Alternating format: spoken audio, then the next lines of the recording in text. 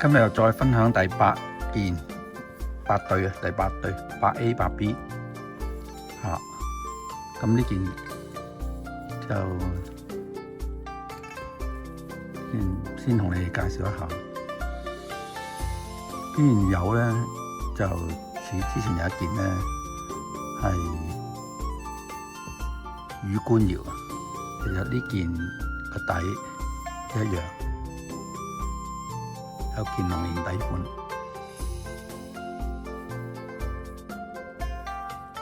陣間同你哋測試下嗰個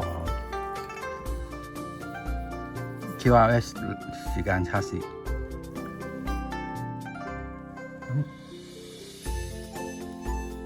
有啲器物其實係有都只係倒袋，但係冇做測試。而家都趁呢個機會可以測試翻嚇。另外呢件咧，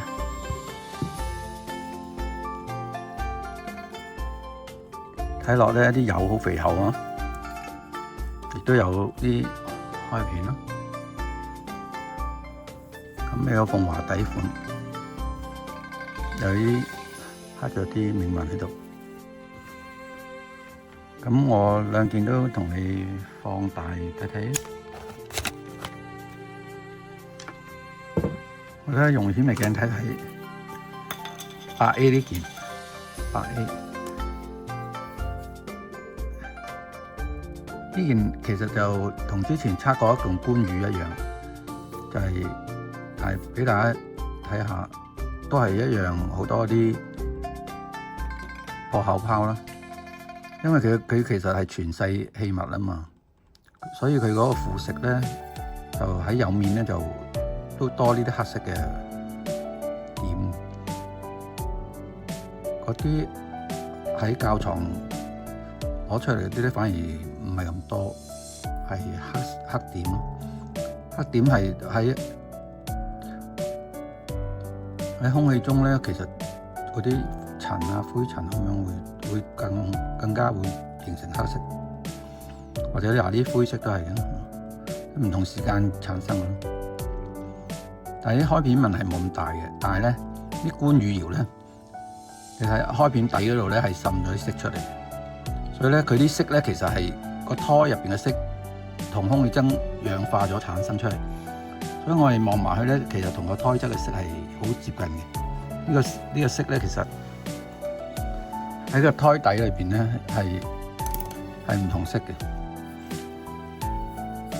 官魚窯嘅色其實就係即係類似啲開片嘅色，其實類似本身開片嗰條過坑嘅色，所以咧有啲器物呢度有薄啲嘅時候會露晒啲胎質嘅色出嚟。咁呢度咧亦都係一樣啦，個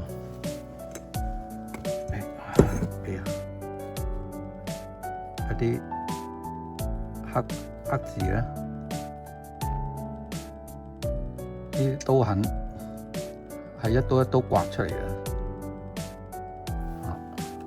一刀一刀咁樣刮佢，挑個字出嚟。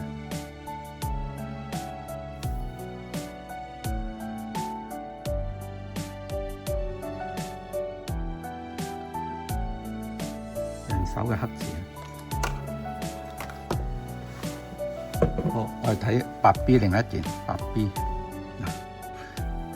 呢件咧，我哋睇下個黑字嘅。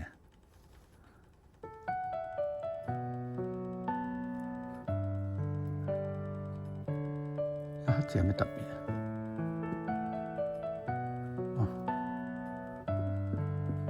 要調校下先。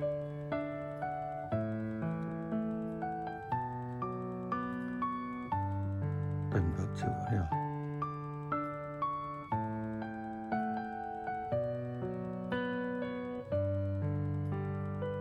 睇落好金啲字，偏金。嘅，我哋睇埋啲開片，好難對焦咁啊？點解？啲開片粗唔粗、幼唔幼之間，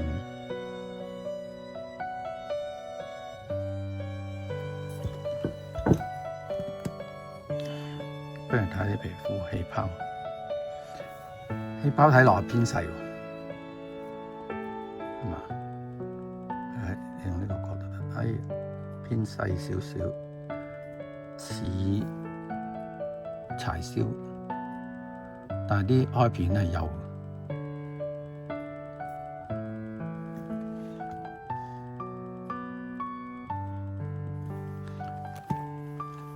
咁所以呢個咧，好大機會係現代仿品啦。佢都有啲藍色嘅晶體度，但係呢啲藍色晶體可能喺化學原料都唔定，又唔同，用唔到嘅化學原料，所以化學原料用唔到就會出現啲嘛，都係一粒一粒咁樣燒完之後剩翻喺度，咁佢會產生個顏色出嚟。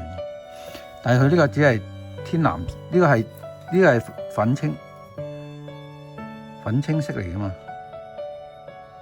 咁但係落咁多藍色落去咧，都係得個粉青色，證明嘅，即係同之前嗰啲唔同。佢又靠呢啲咁嘅藍色嘅粉做出嚟，但係睇佢咧有好多嗰啲好似泥滲咁樣，咁佢可能佢撈落去，我估計。但係如果呢個係仿嘅咧，佢就撈落去。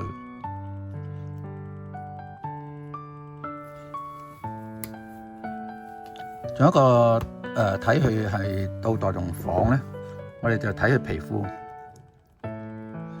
睇下皮膚有咩分別。因為佢釉面好似好厚咁嚇。嗱，你睇而家睇得到啦，即刻睇得到知道。呢個就係腐蝕咗個效果。嗱，我教大家睇睇呢個問題。個釉面好光滑，但係咧呢啲腐蝕斑咧就好尖鋭、好鋭利嘅。咁呢腐蝕嘅位咧，從來冇圓碌碌一個蟲咬斑，所以呢個係近代咧用腐蝕嘅方法咧，佢通常用嗰啲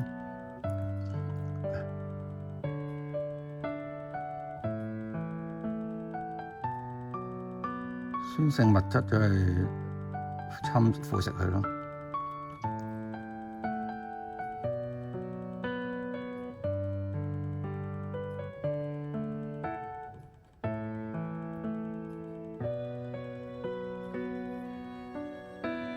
睇睇啊！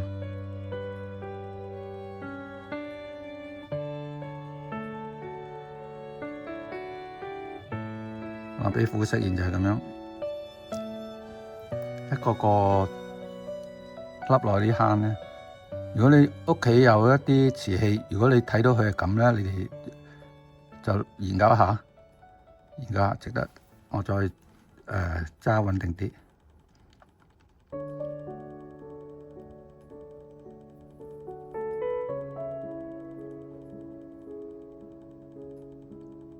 嗱，好似啲雞爪咁樣，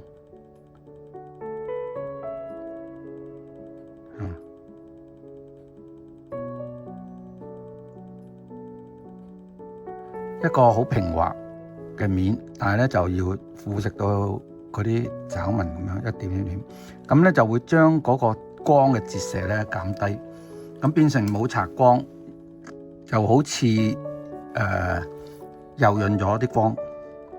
咁其實佢呢個係完全腐蝕咗之後嘅效果，但係實際上都係偏光。你而家你哋睇下呢個瓷器，佢嗰個光度咧都係比較偏嘅。雖然佢已經腐蝕過如果唔係腐蝕咗咧更加犀利。但係而家睇落好似好肥厚咁樣啲光好似都幾柔潤咁樣，但係事實上佢就要靠腐蝕做出嚟咯。咁呢個測試下陣間呢個係應該就係仿品，咁應該咩時代仿咧？我陣間測試下。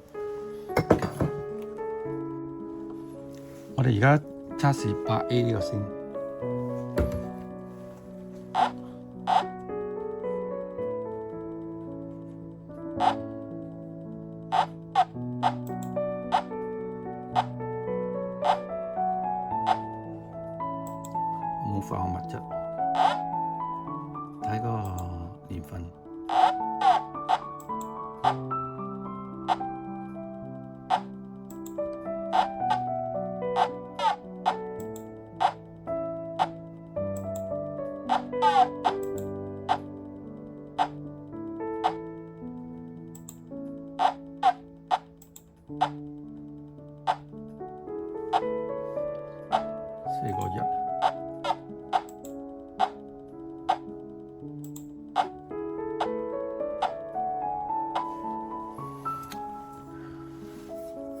1111年啊！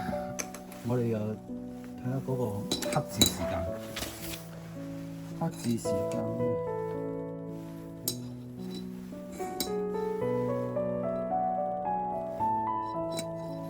要啱掂嗰個字先得。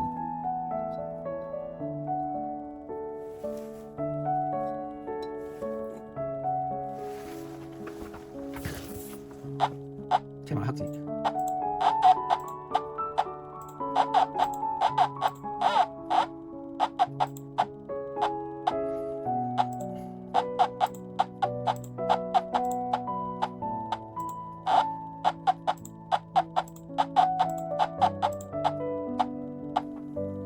1176，下面上一題。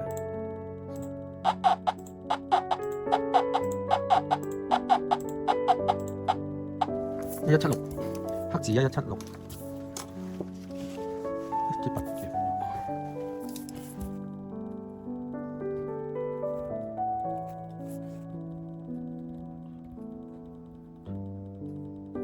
1776，黑字1776。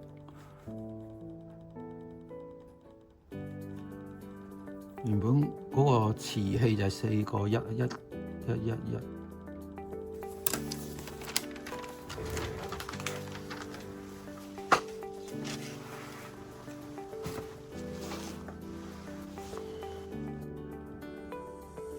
而家測試8B 呢件。